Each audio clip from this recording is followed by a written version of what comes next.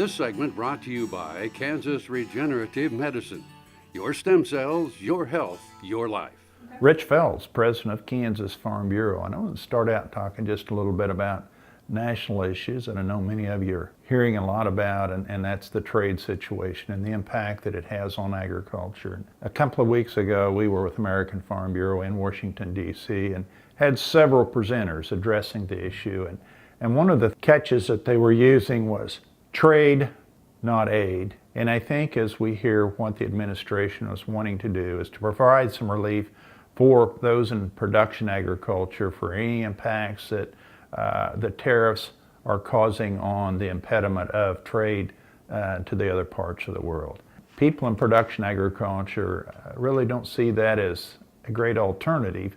However, if it comes to worse, realize that it might be essential to their operations. I think the challenge with these trade situations, though, is long-term. We can patchwork here in the short term, but in the long run, we've got to be careful that we don't destroy some of the long-term relationships that we've had with some of these other countries.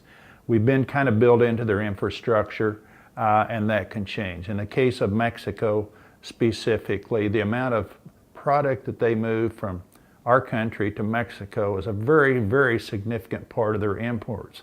We're going to give them the opportunity to import products from other parts of the world. Farm Bill has kind of taken the back seat, I think, to a lot of these issues with trade. But in a conversation with our Senator Pratt Roberts, he was talking about how critical, though, that is we get this Farm Bill finished, because at this point in time, the only thing that we have to do to provide a safety net for agriculture is the Farm Bill. So it's imperative that we get that worked on. I'm going to move to the state here a little bit, and I know we've just finished up with an election. It makes us think about how important our one vote can be as we go into these elections. The leadership of our state and how it impacts agriculture, no one really knows. However, we do know that the administration that we've been working with has been very friendly to agriculture, and has really worked diligently to improve agriculture and the products that we produce.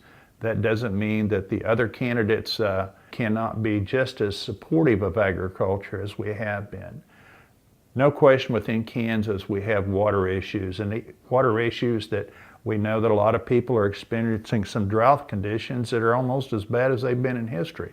And other parts of the state that have had more than their share and are actually wondering what it's like to have some dry ground instead of mud to work with. But I think as we look back on the overall water issues that we have that have long-term implications as we go to the west, and the lack of moisture out there, how we deal with water rights, some transfer of water, how we work with other water systems with the states, and even if we get to the eastern part of the state and we think about our reservoir systems and the challenges that they have. So an abundance of issues on the waterfront.